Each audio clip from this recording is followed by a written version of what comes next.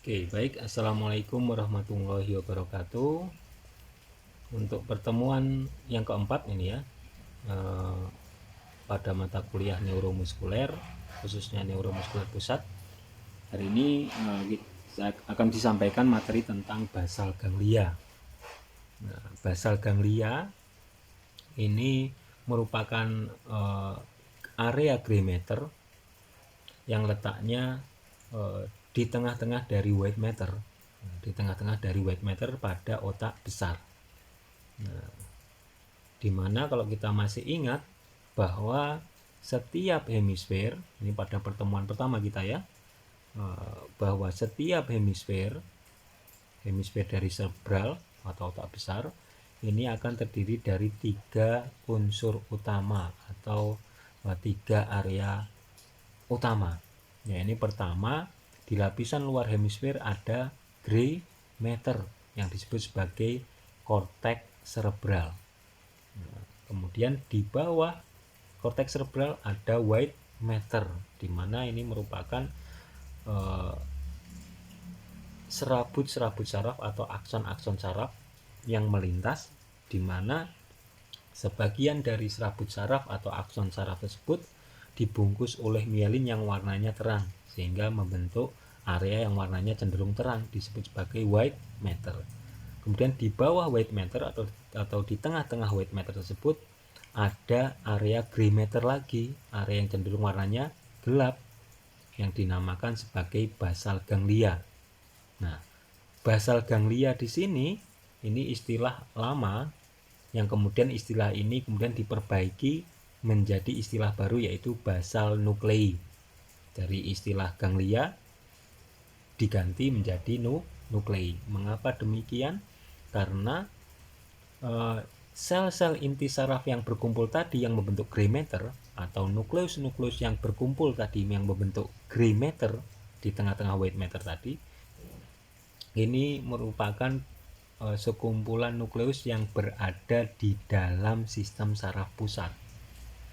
Sehingga ketika sel-sel inti saraf, sel-sel bodi saraf, nukleus-nukleus saraf ini berkumpul di dalam sistem saraf pusat, maka sekumpulan sel saraf ini disebut sebagai nuklei. Nah, jamaknya dari nukleus, nuklei itu. Sedangkan sel-sel bodi saraf atau sel inti saraf yang berkumpul di luar sistem saraf pusat dinamakan sebagai ganglia. Nah, ganglia ini adalah bentuk atau istilah jamak dari ganglion. Nah, sehingga istilah yang tepat saat ini bukan basal ganglia tapi basal nuklei. Namun walaupun seperti itu, masih banyak buku-buku neuroscience atau buku-buku neurologi yang kemudian masih mengistilahkan dengan istilah lama, yaitu basal ganglia.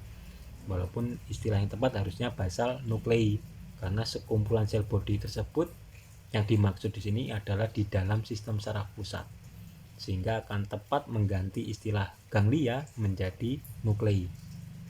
Nah, sehingga di buku-buku neuroscience yang terbaru maka akan diistilahkan sebagai basal nuklei. Nah, ini untuk introduction-nya. Term of ganglia should be replaced by nuklei. Nah, ini istilah ganglia harusnya sudah diganti dengan nuklei, dengan istilah yang tepat ya. Ganglia means the collection of cell body outside central nervous system. Nuklei means the collection of the cell bodies within central nervous system. Nah, sudah bahwa istilah ganglia ini merupakan sekumpulan dari sel body di luar sistem saraf pusat. Nah, sedangkan sekumpulan sel body yang berada di dalam sistem saraf pusat disebut sebagai nuklei. Nah, sehingga istilah basal ganglia ini akan lebih tepat jika diganti dengan istilah basal nuklei, karena letak kumpulan dari sel bodinya ada di dalam sistem saraf pusat. Oke, kemudian the basal ganglia predict the effect of various action then make an execute action plan. Nah, basal ganglia atau tepatnya basal nuklei ini kemampuannya, fungsinya adalah memprediksi suatu aksi, memprediksi suatu gerakan katakanlah. Nah, sehingga ketika seseorang sebelum melakukan gerakan, maka bentuk gerakan yang akan dilakukan itu akan diproses pada basal nuclei.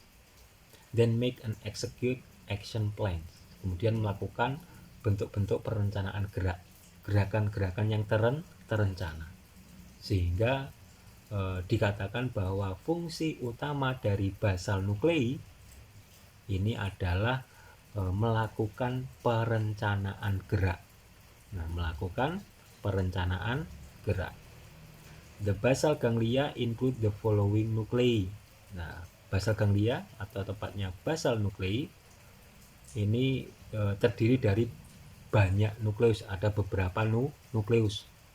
Nah, nuklei ini jamaknya dari nukleus. Nukleus apa saja yang merupakan basal nuklei ini?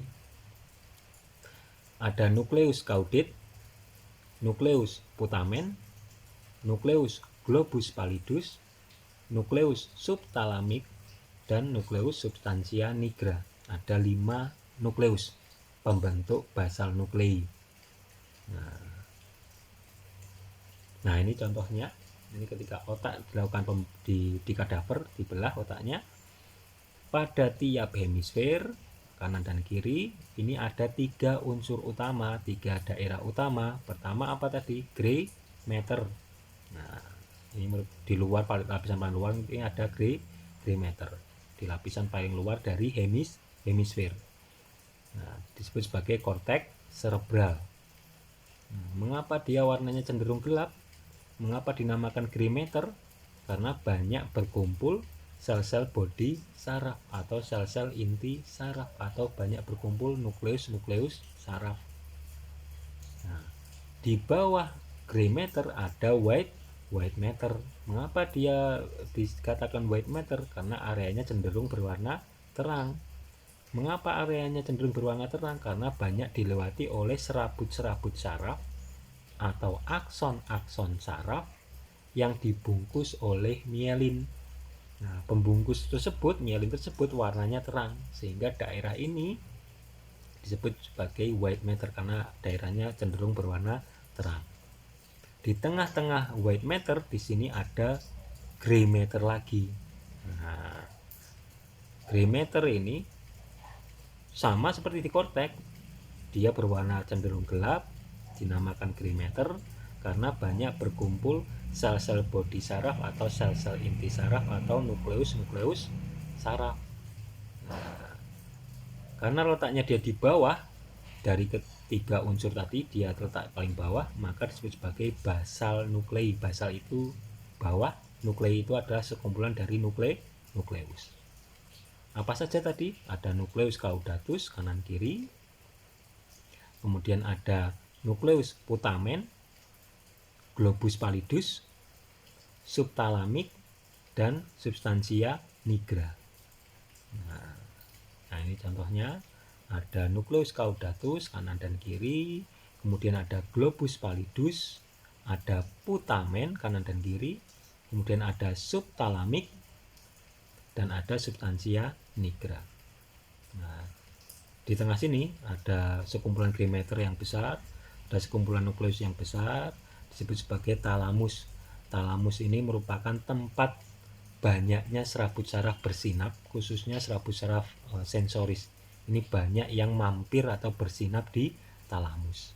Nah, ini talamus ini juga gray matter, sekumpulan dari sel bodi saraf atau sel inti saraf atau nukleus saraf.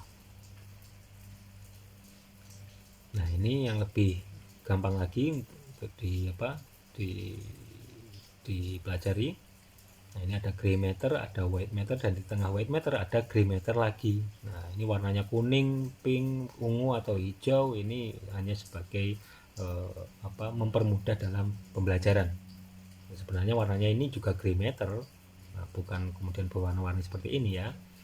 Nah, di sini ada nukleus caudatus, kemudian ada nukleus putamen kanan kiri, ada nukleus globus pallidus, ada nukleus subthalamik, dan nukleus substantia nigra.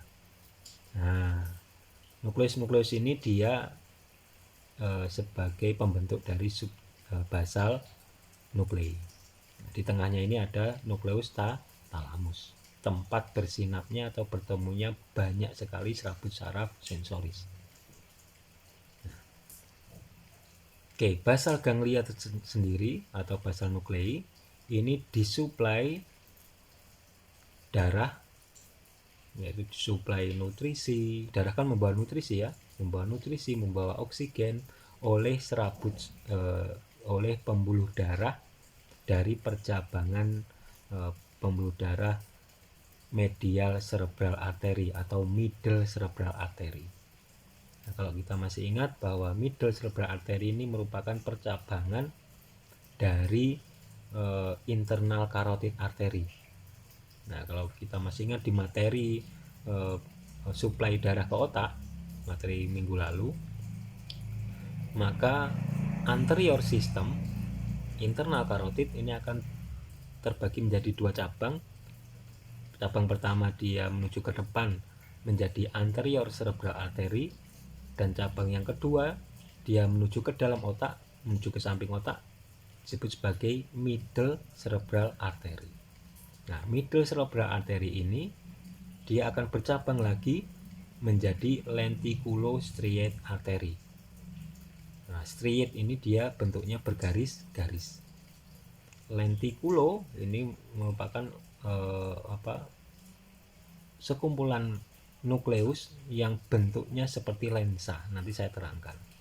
Nah, dia akan mensuplai basal nuklei.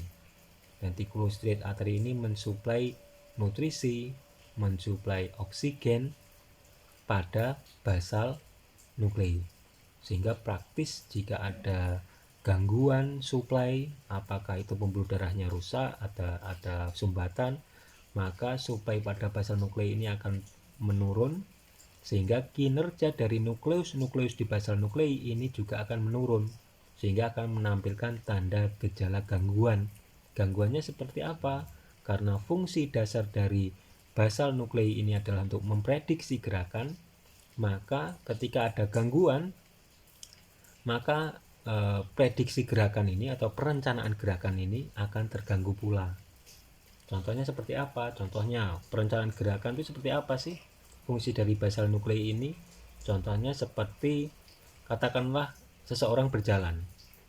Ketika berjalan, katakanlah di tengah ada lubang, maka seorang tersebut akan menghindari lubang tersebut. Apakah dengan melompatinya, ataukah dengan melangkah, ataukah melangkah ke samping misal, untuk menghindari lubang tersebut. Itu merupakan perencanaan gerak.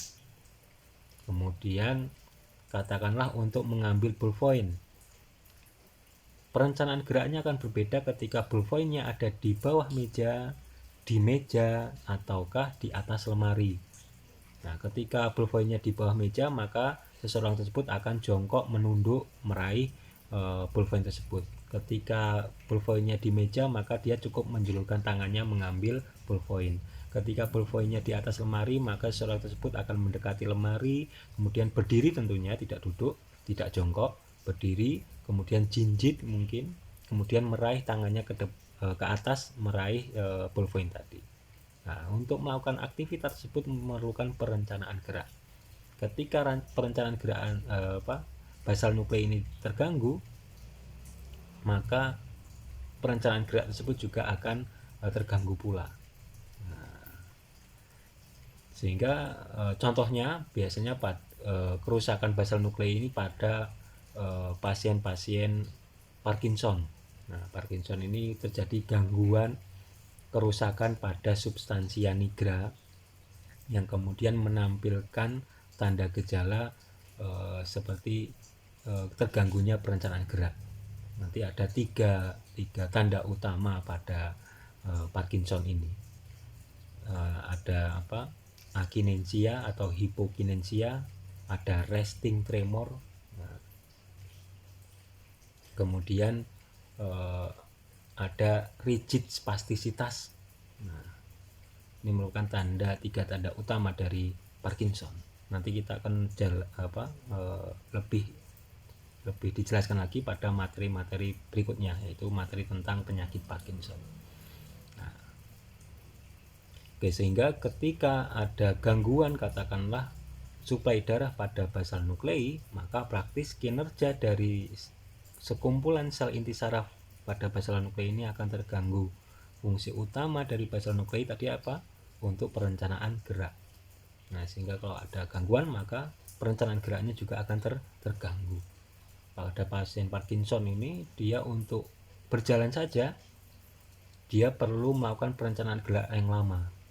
Jadi seperti kayak orang mau jalan tapi nggak bisa jalan, kayak orang ragu mau jalan enggak, jalan enggak. Sebenarnya dia sudah memerintahkan untuk berjalan, tapi proses untuk berjalannya lama untuk diproses, untuk dilakukan perencanaan gerak di basal nuklei, karena basal nukleinya rusak pada substansia nigranya, sehingga ketika mau berjalan itu seperti orang yang ragu-ragu mau jalan atau tidak.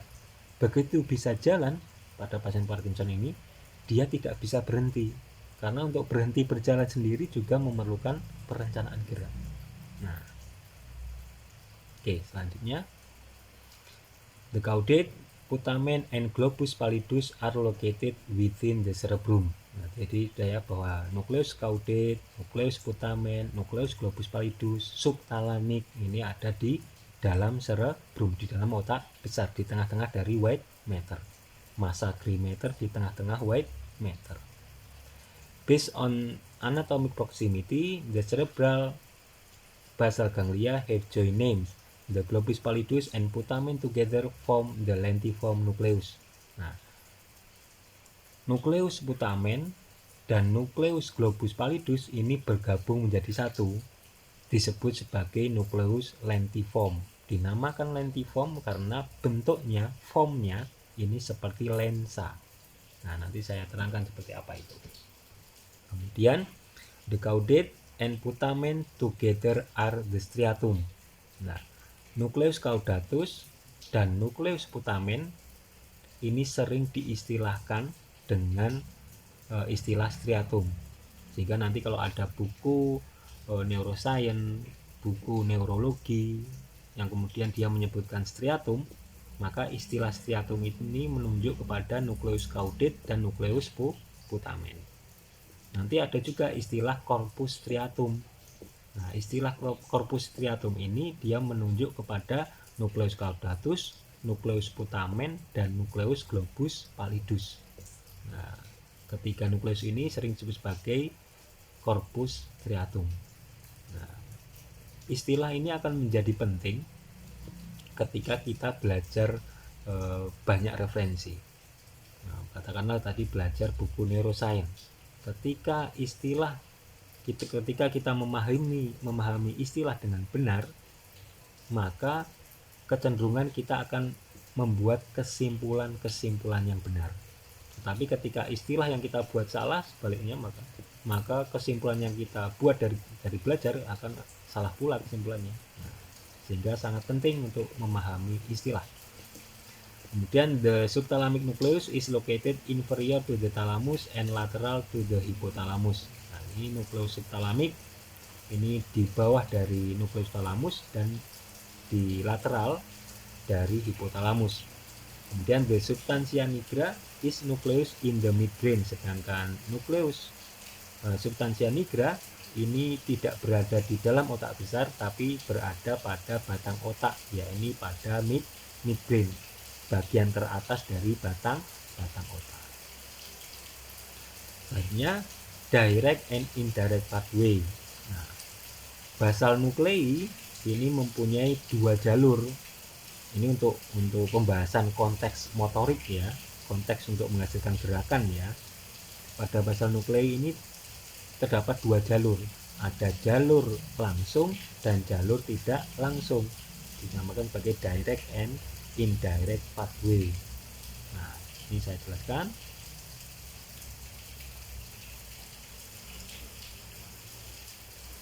Oke, kita masih ingat bahwa setiap hemisfer, katakanlah ini cerebral, kemudian ada dua hemisfer kanan dan kiri. Nah, pada tiap hemisfer terdiri dari apa tadi? Tiga unsur utama, tiga area utama. Ya, ini di lapisan luar ada gray matter yang disebut sebagai korteks cerebral. di tengah ada white matter, ya di bawahnya gray matter ini ada white matter ya. Kemudian di tengah white matter ada gray matter lagi. Nah, katakanlah di sini ada gray matter lagi.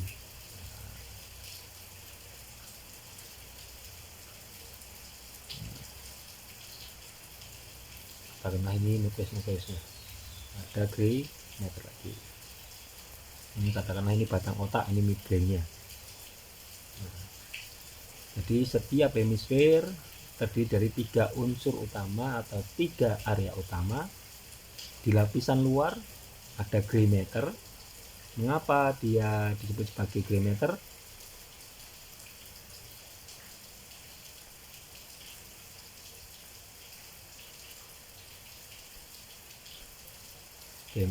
Mengapa dia disebut sebagai gray matter? Karena banyak berkumpul nukleus dari saraf. Nah, ini saya hapus dulu ya. Oke. Nah,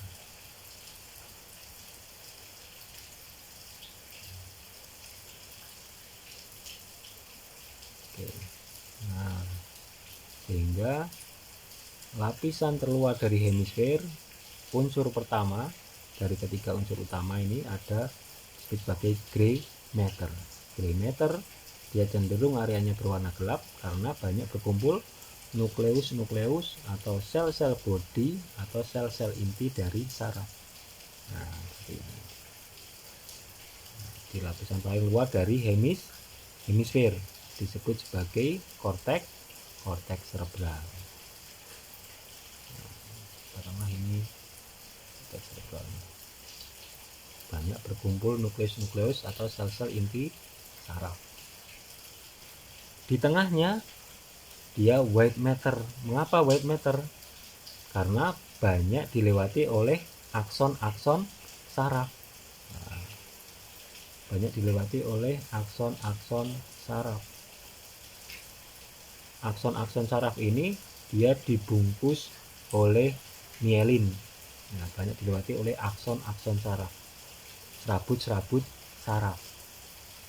Nah, serabut-serabut saraf ini pada umumnya rata-rata dia dibungkus oleh mielin.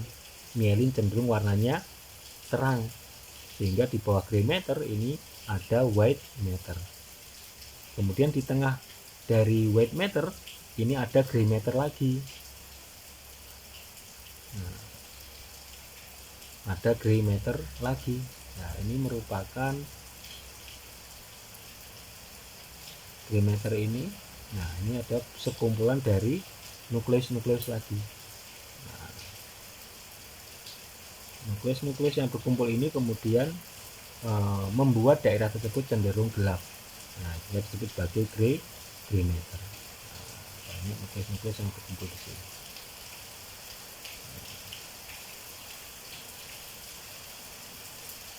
Nah, antara nukleus yang ada di korteks di sini di korteks dan nukleus yang ada di basal nuklei ini ada yang menghubungkan. Siapa menghubungkan? Yang menghubungkan adalah serabut saraf, sehingga antara nukleus yang ada di korteks ini dihubungkan oleh serabut saraf menuju ke nukleus yang ada di basal nuklei. Nah, di basal nuklei tadi nukleusnya apa saja? Pertama ada nukleus caudate atau caudate nukleus. Yang kedua ada putamen. Yang ketiga ada globus pallidus.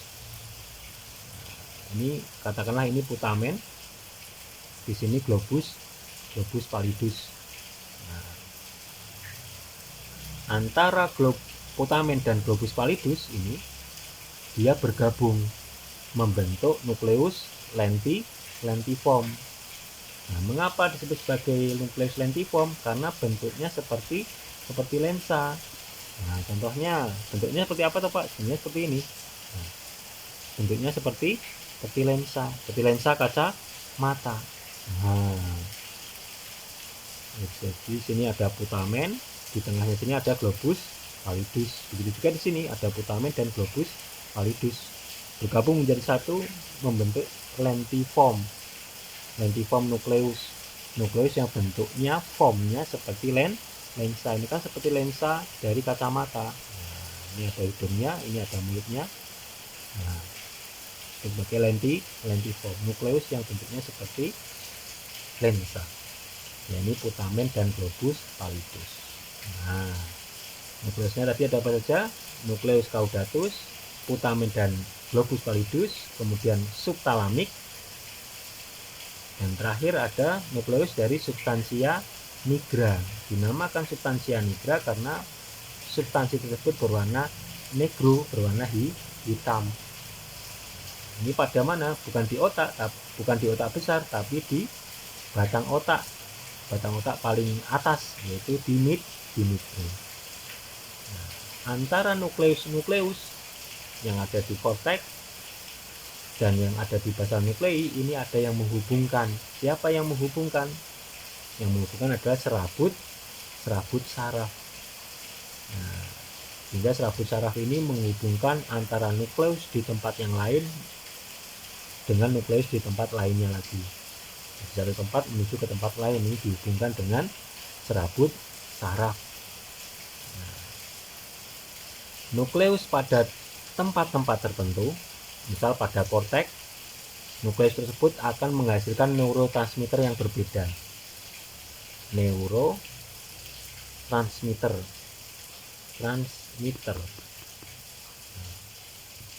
Setiap area, setiap gray matter ini nukleusnya memproduksi neurotransmitter yang berbeda-beda.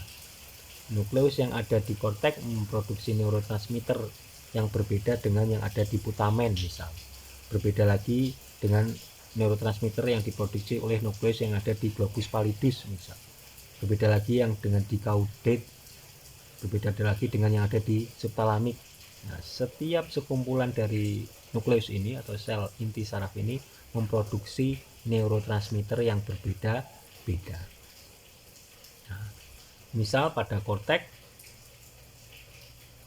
ini nukleus di sini dia akan memproduksi neurotransmitter glutamat, salah satunya. Nah, neurotransmitter itu apa? Neurotransmitter ini adalah suatu zat kimia yang digunakan untuk menghubungkan atau untuk saling berkomunikasi antara nukleus satu dengan nukleus lainnya. Nah, contohnya katakanlah tadi di sini ada korteks cerebral gray matter. Saya gambar satu hemisfer saja ya. Misal korteksnya, misal ada sekumpulan dari sel body atau sekumpulan dari nukleus saraf tadi ya. Nah, kemudian di bawahnya ada lentiform, katakanlah dari basal nuklei. Nah, kenapa dinamakan lentiform? Karena bentuknya seperti lensa. Lentiform ini merupakan gabungan antara putamen dan globus pallidus. Nah, antara nukleus yang ada di korteks dan yang ada di putamen di sini, ini ada yang menghubungkan. Siapa yang menghubungkan? Serabut saraf. Nah, ada yang menghubungkan. Nukleus yang ada di korteks ini memproduksi neurotransmitter yang dinamakan sebagai glutamat, salah satunya. Nah, neurotransmitter tadi apa? Zat kimia yang menghubungkan atau yang memungkinkan antara nukleus yang ada di korteks dan di putamen ini bisa menyampaikan informasi. Itu fungsi dari neurotransmitter. Sehingga katakanlah antara nukleus yang ada di korteks dan nukleus yang ada di putamen ini bisa berkomunikasi.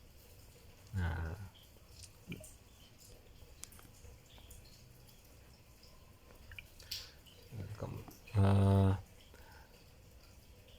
neurotransmitter sendiri dia mempunyai 3 peranan utama. Nah, peranan pertama adalah neurotransmitter sebagai eksitatori.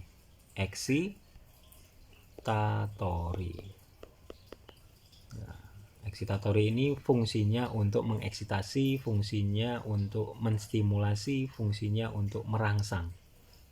Nah, neurotransmitter eksitatori utama pada sistem saraf pusat ini dinamakan sebagai glutamat.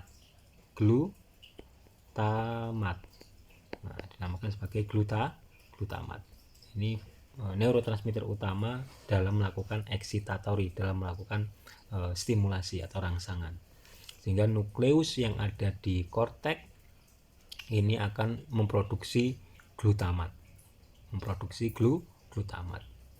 Glutamat yang diproduksi oleh nukleus di korteks ini akan dibawa oleh serabut saraf menuju ke nukleus putamen. Sehingga praktis ujung saraf ini akan mengeluarkan glutamat.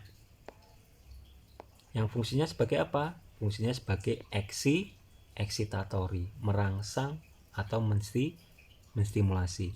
Siapa yang dieksitasi, siapa yang dirangsang, siapa yang distimulasi? Tentu saja nukleus-nukleus yang ada di putamen ini dieksitasi, dirangsang atau distimulasi. Nah, demikian selanjutnya dari putamen menuju ke globus pallidus. Nanti juga ada serabut saraf yang menghubungkan antara nukleus yang ada di globus pallidus di putamen menuju ke globus pallidus. Di putamen sendiri ini nukleusnya juga memproduksi neurotransmitter yang berbeda. Nah, neurotransmitter yang diproduksi pada putamen ini adalah contohnya adalah GABA. GABA ini singkatan dari gamma aminobutyric acid. Nah, singkat dengan GABA. Fungsinya sebagai inhibitory.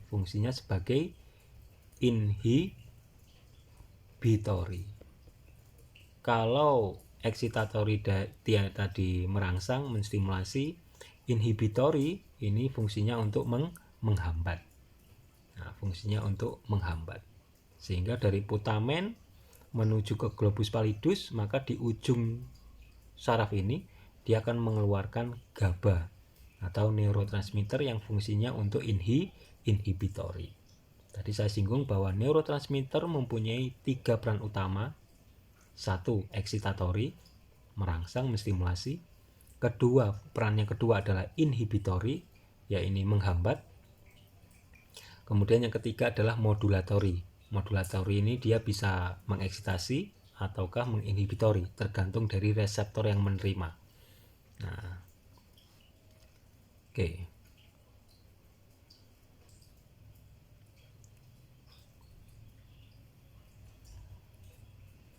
Selanjutnya, tadi saya terangkan bahwa pada basal nuklei ini ada jalur yang langsung dan jalur yang tidak langsung. Oke, kita akan bahas dari jalur yang langsung dulu. Oke, di sini ada korteks.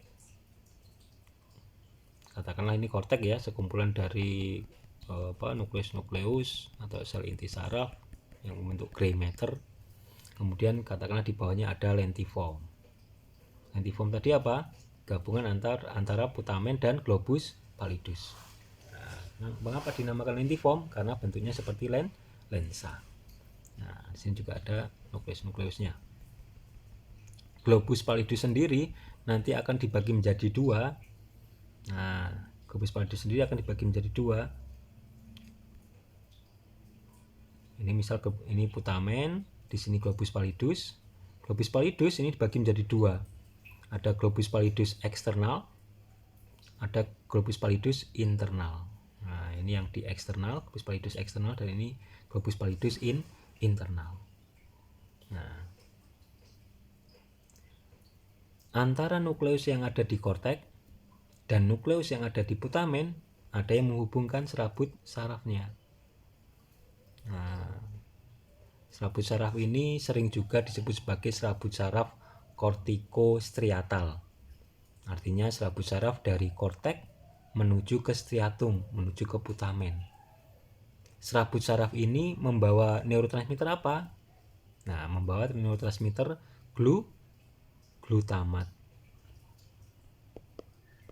Fungsinya sebagai apa neurotransmitter ini? Fungsinya untuk excitatory. Fungsinya untuk excitatory atau merangsang atau menstimulasi. Siapa yang dirangsang, siapa yang distimulasi? Tentu saja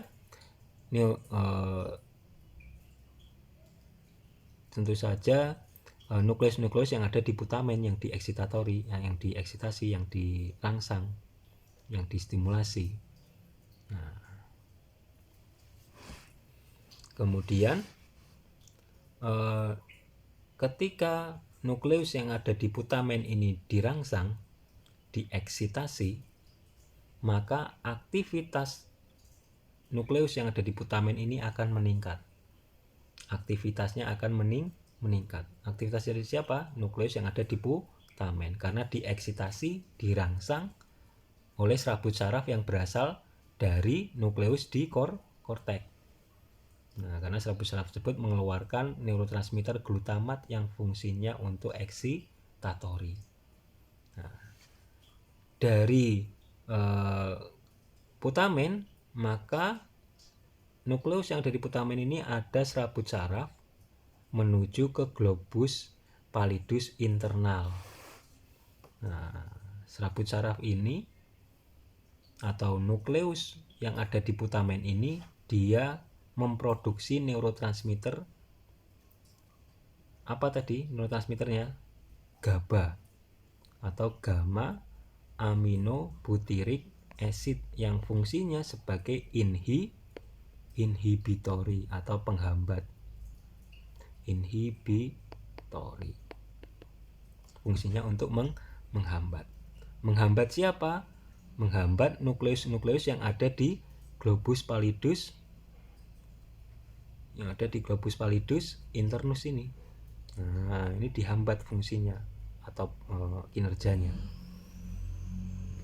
Karena putamen memproduksi GABA yang fungsinya sebagai inhibitori, maka ujung dari serabut saraf dari putamen ini yang menuju ke globus pallidus internus ini akan mengeluarkan GABA yang fungsinya untuk menginhibisi. Nah, kalau kita ringkas lagi perjalanannya serabut saraf tadi, maka dari korteks menuju ke putamen mengeluarkan glutamat.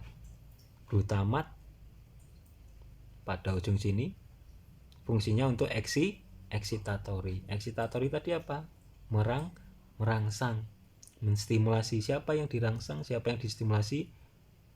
Nukleus yang ada di putamen. Sehingga praktis nukleus yang ada di putamen aktivitasnya akan meningkat mengeluarkan GABA, sehingga produksi GABA akan meningkat. Nah, produksi GABA akan meningkat. Meningkatnya produksi GABA ini akan semakin menghambat nukleus yang ada di globus pallidus internus. Nah, oke, selanjutnya kita akan lanjutkan lagi. Pada globus pallidus internus, tadi saya gambarkan besar aja ya.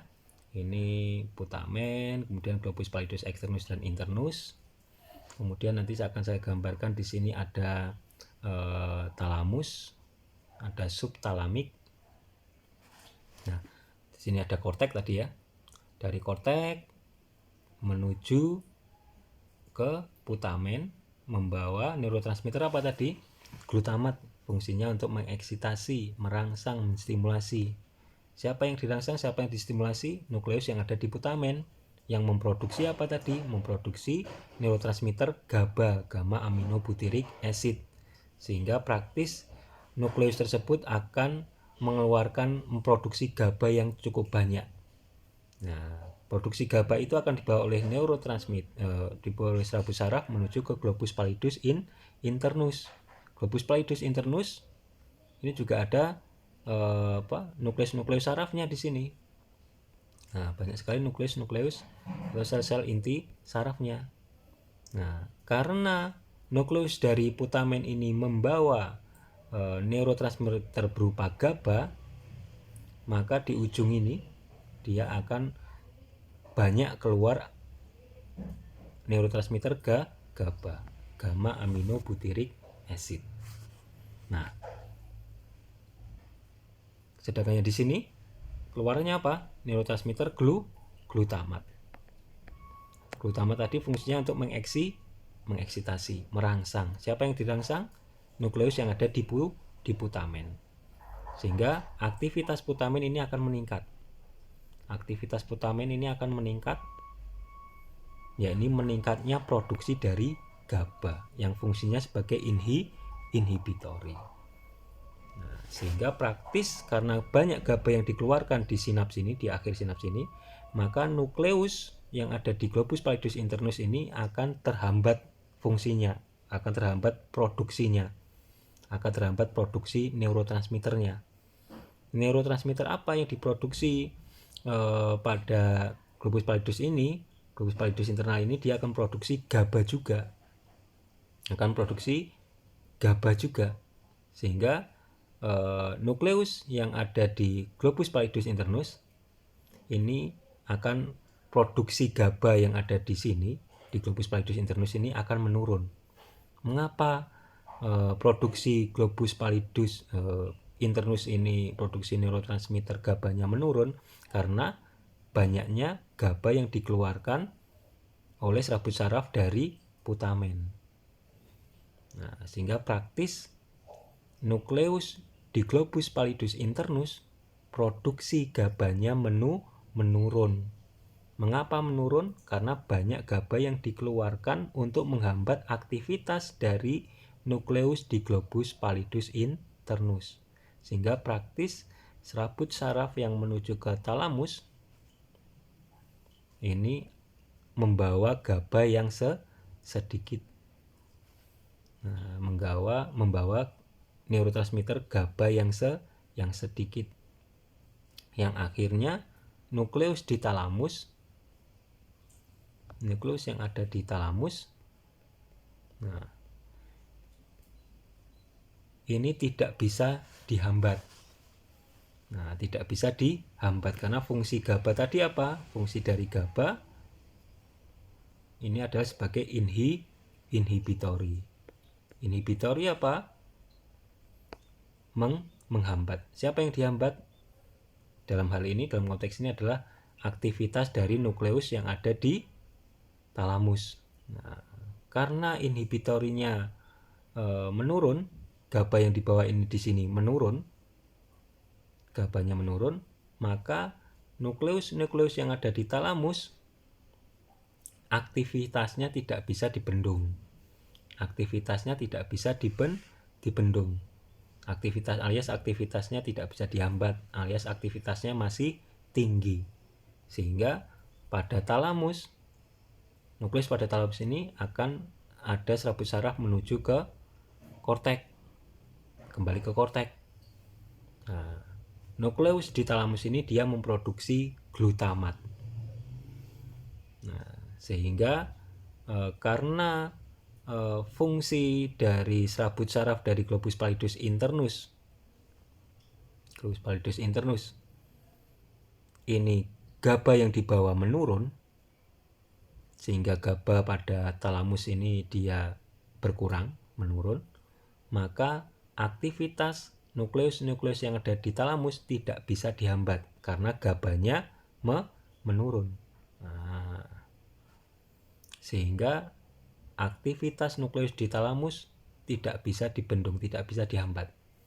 Nah, sehingga aktivitas pada talamus ini akan meningkat. Terjadi eksitatori pada kembali ke korteks. Nah, jadi eksitatori menuju ke korteks. Nah, dari korteks di sini juga ada nukleus lagi. Nah, dan banyak nukleus. Dari korteks ini akan kemudian ada serabut saraf yang menuju ke spinal cord, misal menuju ke spinal cord.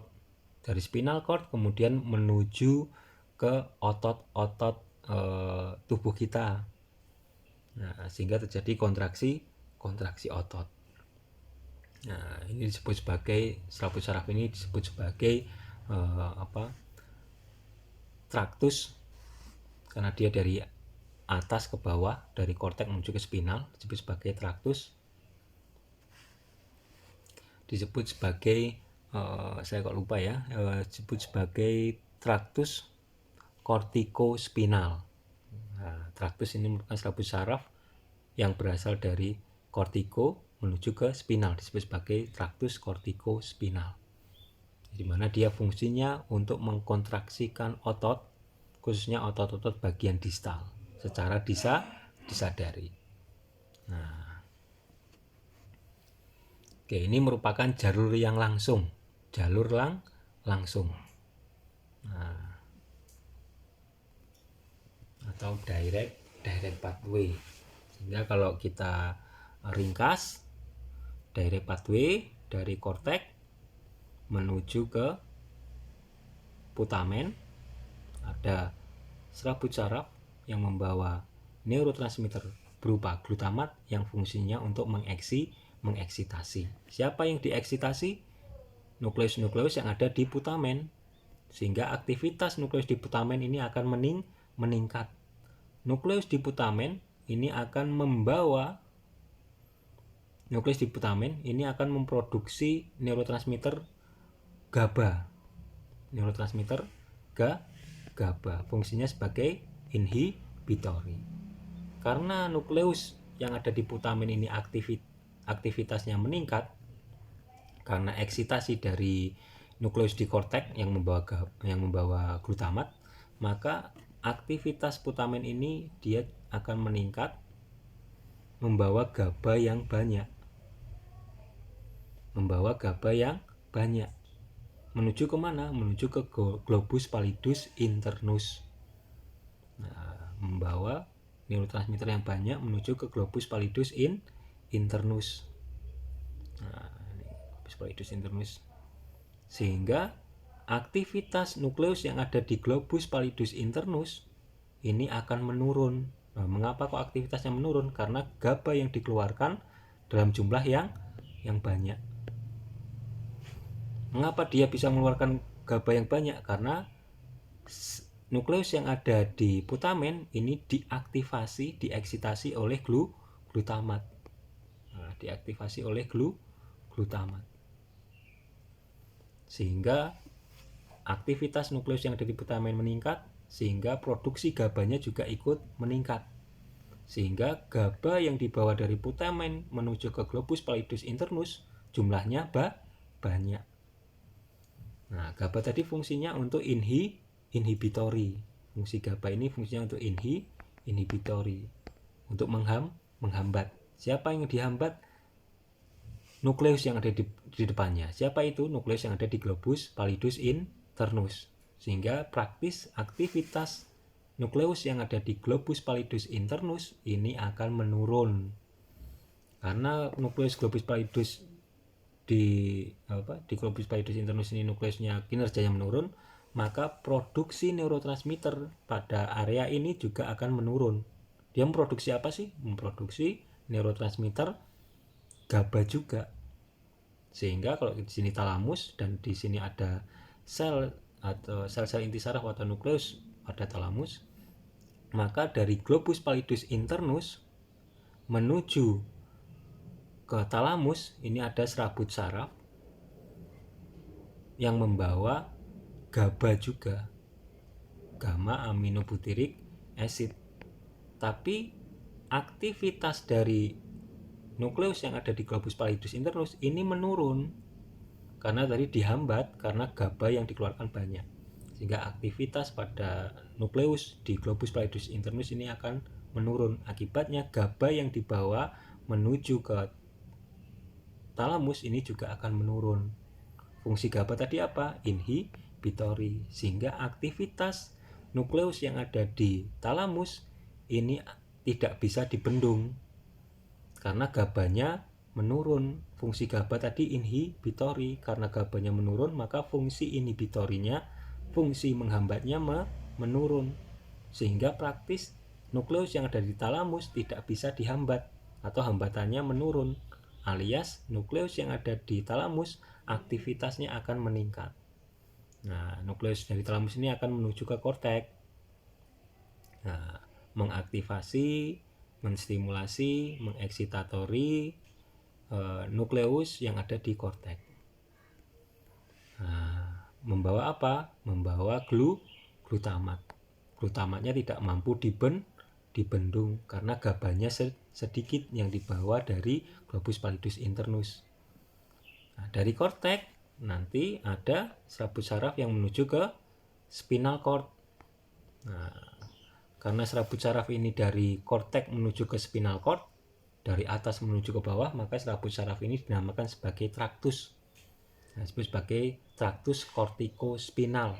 Traktus atau serabut saraf yang berasal dari korteks menuju ke spinal cord, yang fungsinya untuk mengkontraksikan otot-otot bagian distal. Nah, ini disebut sebagai traktus kortikospinal. Nah, ini disebut sebagai direct pathway atau jalur langsung. Nah, kemudian ada jalur yang tidak langsung atau jalur indirect. Seperti apa jalur indirect? Nah, ini contohnya. Yang di sini saya gambarkan korteks. Di mana di dalam korteks ada apa? Banyak sekali berkumpul nukleus-nukleus saraf atau sel-sel inti saraf atau sel-sel bodi saraf. Nah, kemudian di bawahnya, kemudian di sini ada katakanlah lentiform. Lentiform terdiri dari apa? Putamen dan globus pallidus. Globus pallidus dibagi menjadi dua. Ada globus pallidus eksternal, ada globus pallidus internal. Nah, dari korteks menuju ke putamen ini ada serabut saraf yang menghubungkan. Serabut saraf ini membawa neurotransmitter berupa glutamat yang fungsinya untuk mengeksitasi. Nah, siapa yang dieksitasi, siapa yang dirangsang, siapa yang distimulasi? Tentu saja nukleus yang ada di putamen ini akan teraktivasi, akan terangsang, akan terstimulasi, akan tereksitasi.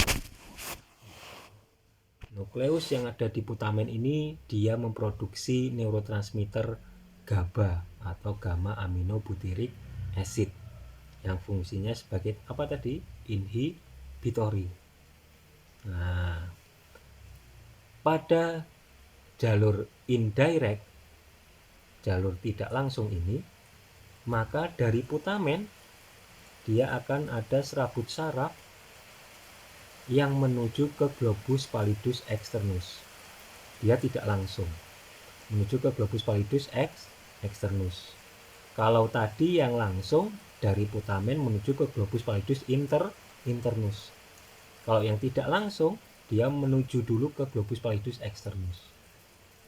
Dari globus pallidus externus ini nanti dari globus pallidus externus ini ada serabut saraf lagi yang menghubungkan ke subtalamik, nukleus subtalamik. Nah, ada yang menghubungkan menuju ke nukleus subtalamik. Nah, dari nukleus subtalamik kemudian nanti ada lagi serabut saraf. Di subtalamik ini juga ada sekumpulan dari nukleus. Dari subtalamik sini kemudian ada lagi serabut saraf yang menghubungkan dari nukleus yang ada di subtalamik menuju ke globus pallidus internus. Dari globus pallidus internus nanti ada serabut saraf yang menghubungkan menuju ke talamus. Dari talamus kemudian ada lagi yang menuju ke korteks sama. Nah, ini yang indirect.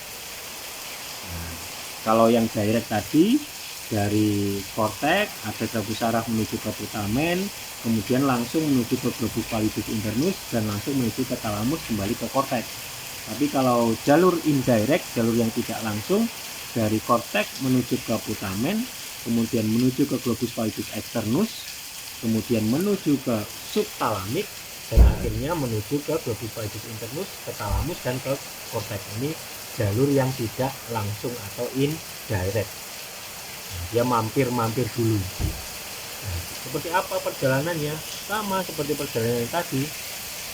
Pada indirect ini dari nukleus yang ada di korteks menuju ke putamen, dia akan membawa neurotransmitter berupa glutamat. Fungsinya untuk apa?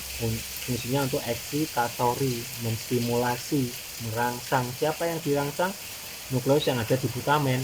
Sehingga aktivitas nukleus yang ada di glutamen ini akan meningkat. Meningkat apa? Meningkat dalam produksi GABA. Nah, ini akan meningkat. Praktis pada ujung saraf yang berada di globus pallidus externus ini akan banyak sekali keluar neurotransmitter GABA yang dibawa oleh siapa? Nukleus putamen. Nah, karena GABA yang dibawa ini banyak, yang fungsinya sebagai inhibitori, maka nukleus yang ada di globus pallidus internus ini aktivitasnya akan menurun karena GABA yang dikeluarkan banyak oleh serabut saraf dari putamen, sehingga serabut saraf dari globus pallidus internus menuju ke subtalemik akan membawa GABA yang sedikit. Karena GABA yang dibawa oleh nukleus yang di globus pallidus internus menuju ke subtalamik ini GABA-nya sedikit, maka nukleus yang ada di subtalamik ini tidak mampu diinhibisi, tidak mampu dihambat karena produksi GABA-nya menurun, sehingga praktis GABA yang ada di subtalamik sini yang dibawa oleh globus pallidus internus ini GABA-nya sedikit atau GABA-nya menurun, sehingga aktivitas nukleus yang ada di subtalamik ini tidak bisa dihambat alias aktivitasnya meningkat. Nah, serabut saraf dari subtalamik menuju ke globus pallidus internus ini dia membawa neurotransmitter berupa glutamat. Nah, fungsinya sebagai apa? Eksitatori. Sehingga praktis pada globus pallidus internus dia akan banyak keluar neurotransmitter glutamat yang fungsinya mengeksitasi. Siapa yang dieksitasi? Nukleus yang ada di globus internus. Ini dieksitasi, dirangsang. Akibatnya apa? Akibatnya GABA yang diproduksi oleh nukleus di globus pallidus internus ini akan meningkat dan akan dibawa ke talamus, sehingga serabut saraf ini akan membawa banyak GABA. Fungsi GABA tadi apa? Sebagai inhibitori, menghambat. Siapa yang dihambat? Nukleus-nukleus yang ada di talamus. Nah, aktivitas nukleus yang ada di talamus ini dihambat, sehingga produksi neurotransmitter pada nukleus talamus ini akan menurun, sehingga dari talamus menuju ke korteks ini aktivitasnya neurotransmitter glutamat yang dibawa ini akan menurun. Nah, ini berbeda dengan aktivitas pada direct pathway atau jalur langsung dari basal nuklei. Nah, kebalikannya, kalau dari jalur langsung tadi aktivitasnya meningkat dari talamus ke korteks, tetapi pada jalur yang indirect, jalur yang tidak langsung, ini aktivitasnya menurun dari talamus ke korteks. Nah, kalau digambarkan secara lengkap akan menjadi seperti ini. Ini misal korteksnya, kemudian di sini ada lentiform, kemudian ada talamus. Lentiform ada putamen, globus pallidus externus dan internus. Dari korteks, katakanlah ini direct pathway, dari korteks menuju ke putamen dia mengeksitasi, dari putamen menuju ke globus pallidus internus dia menginhibisi. Aktivitasnya apa tadi? Meningkat karena dia dieksitasi oleh glutamat dari korteks. Nah, dari globus pallidus internus ini karena dia aktivitasnya meningkat, GABA-nya meningkat, menghambat nukleus yang ada di globus pallidus internus, sehingga aktivitas globus pallidus internus ini akan menurun. Nah, karena aktivitas globus pallidus internus ini menurun, maka GABA yang dibawa menuju ke talamus ini akan sedikit, sehingga nukleus-nukleus yang ada di talamus ini aktivitasnya akan meningkat. Karena aktivitas nukleus di talamus ini meningkat, maka produksi dari glutamat ini juga akan meningkat. Nah, ini akan meningkat. Glutamat yang dibawa dari talamus ke korteks ini meningkat. Berbeda dari yang indirect. Jalur indirect seperti apa Pak? Jalur indirect tadi dari korteks menuju ke putamen. Dia fungsinya mengeksitasi. Siapa yang dieksitasi? Nukleus yang ada di putamen. Pada jalur indirect, pada jalur yang tidak langsung ini, dia menuju ke globus pallidus externus dahulu. Nah, sehingga putamen akan membawa GABA dalam jumlah yang banyak menuju ke globus pallidus externus. Sehingga praktis pada globus pallidus externus ini sabuk sarafnya mengeluarkan GABA dalam jumlah banyak. GABA fungsinya untuk menginhibisi, menghambat. Siapa yang dihambat? Sel-sel yang ada di sini. Nah, di globus pallidus externus ini kinerja sel nukleusnya akan menurun. Nah, nukleus itu pada globus pallidus externus ini menghasilkan apa? Menghasilkan GABA pula. Nah, sehingga GABA yang dihasilkan oleh globus pallidus externus ini akan menurun. GABA yang dihasilkan oleh globus pallidus externus ini akan menurun. Kenapa menurun? Karena banyak GABA yang dikeluarkan oleh serabut sebelumnya yang menghambat nukleus yang ada di globus pallidus externus. Sehingga produksi GABA oleh nukleus yang ada di globus pallidus externus ini akan menurun. Nah, karena globus serabut saraf yang membawa GABA ini menurun menuju ke subtalamik nukleus, sehingga nukleus yang ada di subtalamik ini tidak mampu diinhibisi aktivitasnya karena GABA-nya menurun, inhibitorinya, penghambatnya menurun, sehingga aktivitas pada nukleus di subtalamik ini akan meningkat. Nah, ini akan menuju ke globus pallidus internus.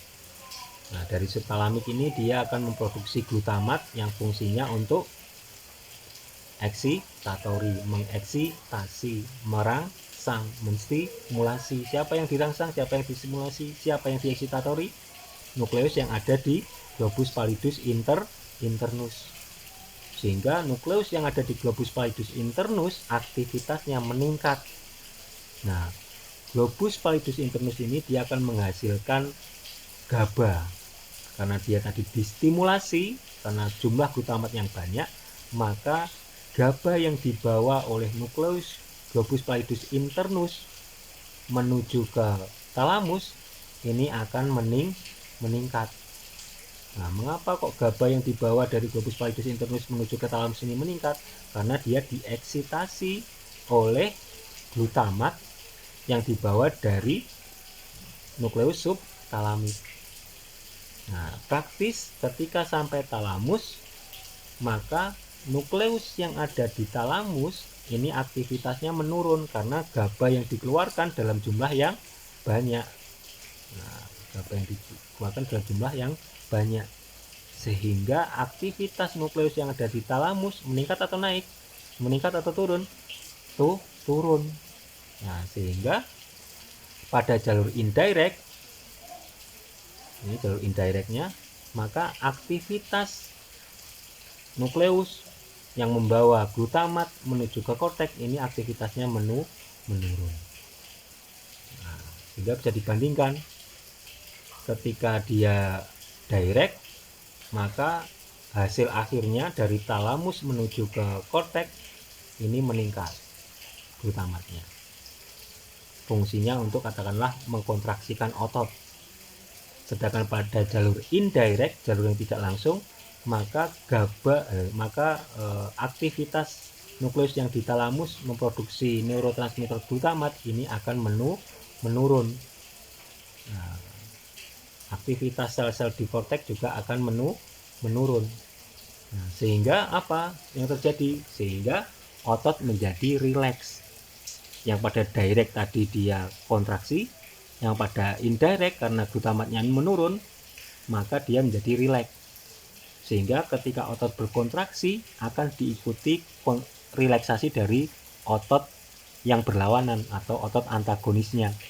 Nah, contohnya ketika saya menekuk siku saya, maka bicep kontraksi sebagai direct pathway dan tricep relaksasi sebagai indirect pathway. Nah, ini yang merencanakan ini basal nuklei. sehingga kita bisa melakukan katakanlah menekuk siku kita, memfleksikan siku kita, maka kontraksi bicep diiringi dengan relaksasi pada tricep kita. Direct pathway dia mengkontraksikan bicep, indirect pathway dia merelaksasikan tricep. Nah, inilah fungsi dari direct dan indirect pathway. Praktis jika seseorang terganggu pada basal ganglianya, maka terganggu pula aktivitas direct dan indirectnya. Contohnya pada pasien Parkinson, nanti pasien ini akan menampilkan tanda gejala rigiditas, kekakuan, atau sering juga disebut sebagai lead pipe spasticity atau pipa kaku, pipa yang keras. Spastisitasnya seperti pipa yang keras, di mana pasien tersebut tidak bisa fleksi siku, tidak bisa ekstensi. Maksudnya ketika digerakkan fleksi susah, digerakkan ekstensi juga susah, karena otot agonis katakanlah bicep dan otot antagonisnya katakanlah tricep dalam melakukan fleksi siku ini sama-sama kontraksi karena terganggu basal nukleinya. Pada kondisi normalnya harusnya direct pathway dia kontraksi bicep, indirect pathway relax pada tricepnya. Tapi ketika terganggu basal nukleinya, maka pasien tersebut tidak bisa melakukan kedua jalur tersebut. Kedua jalur tersebut akan terganggu sehingga susah untuk memfleksikan maupun meluruskan sikunya.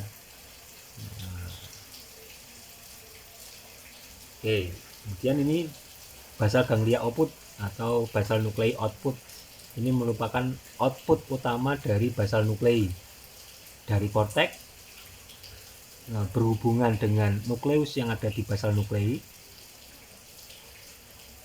Kemudian dari basal nuklei kembali lagi ke korteks. Dari korteks menuju ke basal nuklei, kembali lagi ke korteks. Ini untuk jalur pertamanya, output pertama. Di mana pada output pertama yang dari korteks menuju ke korteks, dari korteks ke basal nuklei, kembali lagi ke korteks, ini akan menuju ke spinal cord. Nah, menuju ke spinal cord. Karena dia berasal dari korteks, maka fungsinya disadari atau diperintah. Nah, serabut saraf ini dinamakan sebagai kortikospinal, traktus kortikospinal. Fungsinya untuk aktivitas kontraksi otot disadari, khususnya pada ekstremitas bagian distal atau otot-otot bagian distal. Ini fungsinya disadari. Output yang kedua, dari korteks menuju ke basal nuklei, menuju ke bulbus pallidus internus, kemudian langsung menuju ke pedunculopontine nucleus. Nah, ini pada nukleus pada brainstem, di mana nukleus pada brainstem ini akan turun serabut saraf menjadi retikulospinal. Nanti akan saya terangkan pada materi-materi selanjutnya, pada materi descending pathway ini ya, traktus descending. Retikulospinal ini fungsinya tidak disadari karena dia tidak dari korteks. Kalau ini kan dari korteks, basal nuklei kembali ke korteks, dari korteks menuju ke spinal cord, fungsinya disadari, diperintah karena dia berasal dari korteks. Sedangkan output yang kedua ini tidak kembali ke korteks, tidak berasal dari korteks, tapi dari globus pallidus internus, dari basal nuklei langsung ke brainstem, langsung ke batang otak. Ini fungsinya tidak disadari. Fungsinya untuk apa? Salah satunya adalah untuk otot-otot bagian proksimal ketika melakukan aktivitas misalnya aktivitas berdiri, berjalan, dan lain sebagainya. Otot-otot proksimal ini dia memfiksasi, menstabilisasi otot-otot proksimal, katakanlah otot-otot pada bahu kita. Mengapa bahu kita ini sendinya tetap pada persendiannya, tidak subluksasi, tidak dislokasi? Karena ada yang menjaga stabilitas otot tersebut, otot-otot pada griddle muscle-nya, pada stabilisasi pada bahunya ini ada yang memelihara kontraksinya. Siapa itu? Secara tidak disadari oleh retikulospinal contohnya. Begitu juga ketika kita berjalan mengayunkan kedua tangan, ini ada aktivitas dari retikulospinal, otot dari griddle muscle. Nah, output yang ketiga dari globus pallidus internus, dia menuju ke midbrain. Nah, dari midbrain ini nanti juga akan berhubungan dengan tractus reticulospinal yang fungsinya untuk aktivitas lokomosi, untuk berjalan. Nah, contohnya ketika kita berjalan maka akan ada pergantian kaki kanan dan kiri tanpa kita perintahkan, secara otomatis. Begitu juga ketika kita berlari, bergantian kaki kanan dan kiri, tidak pernah berbarengan. Padahal kita tidak pernah memikirkan mana apakah saya mau berjalan atau berlari dengan kaki kanan dulu atau kiri dulu. Tidak pernah memikirkan seperti itu, tapi langsung terjadi bergantian. Nah, ini aktivitas yang tidak disadari dari midbrain locomotor region, output yang ketiga dari basal nuclei. Nah, ini contoh-contoh gangguan pada basal nuclei, contohnya adalah Parkinson. Nanti kita akan bahas pada materi selanjutnya pada bab patologisnya ya, patologis dari basal nuclei ini. Nah, tentu saja akan mengganggu ketiga output tadi. Begitu juga dengan penyakit Huntington. Ini kebalikan dari Parkinson. Kalau Parkinson dia hipokinensia, susah untuk mengawali pergerakan, menginisiasi gerakan. Kalau hiperkinensia ini malah pergerakannya terlalu berlebihan, hiperkinetik, hiperkinensia. Nah, sehingga praktis ketika basal nuclei terganggu, maka ketiga output ini juga akan terganggu. Praktis akan menampilkan tanda gejala yang khas gangguan dari basal nuclei. Nah, nanti akan kita bahas pada materi selanjutnya, yaitu penyakit Parkinson. Oke, saya kira materi kita sampai untuk hari ini sampai di sini. Kita bertemu di materi selanjutnya. Wassalamualaikum warahmatullahi wabarakatuh. Sampai jumpa.